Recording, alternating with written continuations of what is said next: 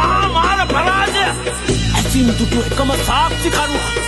මහා දැඩි මුණ්ඩ උත්තමයා යටලයක් රත්තුණු මරු වගේ හටනේ සමිඳුන් නැකවරනට ඔබ ළඟ හිටියේ එක් ලෝධාතුව කම්පා වූයේ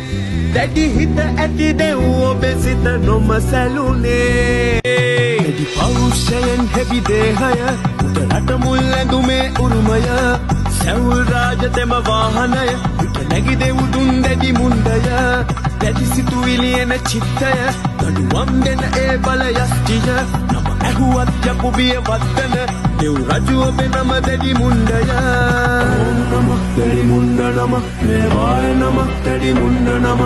ඕම් නම දැඩි මුණ්ඩ නම දේවාය නම දැඩි මුණ්ඩ නම